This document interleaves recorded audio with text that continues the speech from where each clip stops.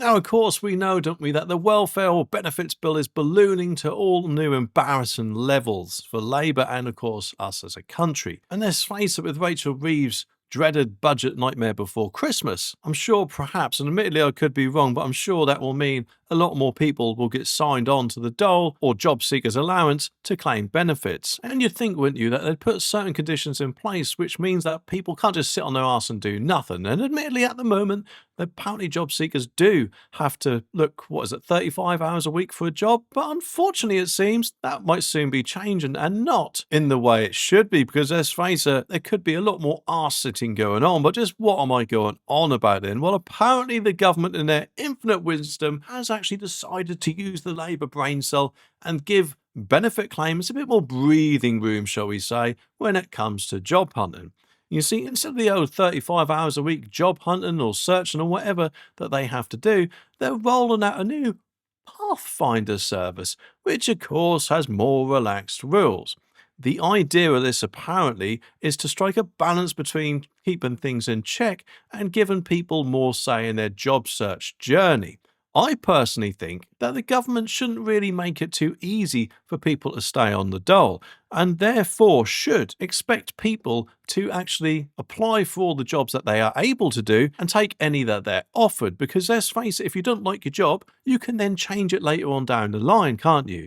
But it shouldn't be up to you and me to pay for that person just to sit on their bum if they can actually do the job that they're offered, surely. And this change is happening even though that the benefits bill for working age adults is on the rise and unemployment has hit 5% for the first time since the COVID lockdowns. That makes me just think that if you make it a bit more relaxed for them, that the benefits bill is surely going to go up and up and up, isn't it? Although admittedly, I could be wrong, but the Work and Pensions Committee has been pushing for these targets to be eased, and the government unfortunately seems to be listening to this. They're saying work coaches will now encourage claimants to take reasonable steps to find work, considering their personal situations, and Debbie Abrahams, who chairs the committee, is all apparently for this, calling it a step towards a more supportive approach to tackling worklessness.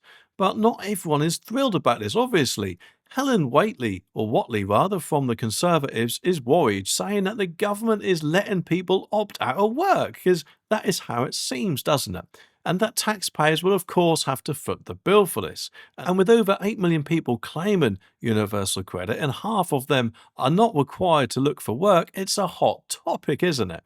Abrahams believed the government is generally trying to move away from the old punitive welfare system, which she thinks will help restore trust among claimants. Until, of course, you then get someone who doesn't actually want the job to begin with and thinks, oh, good, another loophole I can exploit to keep being paid for sitting on my bum, I guess. But on top of easing job search requirements, the government is, get this, also consulting the chief medical advisor on how policy changes might affect claimants' health, address concerns about mental and physical well-being. Oh, I can't look for a job because that means I'll have to leave the house and go to work. You can just see it now, can't you? And don't get me wrong, I'm not trying to towel all benefits claimants with the same brush. There are a lot of decent people out there who are looking for work. I am talking about the ones who don't want to work and just want to sit on their bums. And I'm guessing, of course, they are in the minority, but I'm pretty sure there is still quite a lot of them. Although, admittedly, like I say, I could be wrong. Unemployment has climbed to 5% in the last 3 months, a rate not seen since before the pandemic, except for during the lockdowns.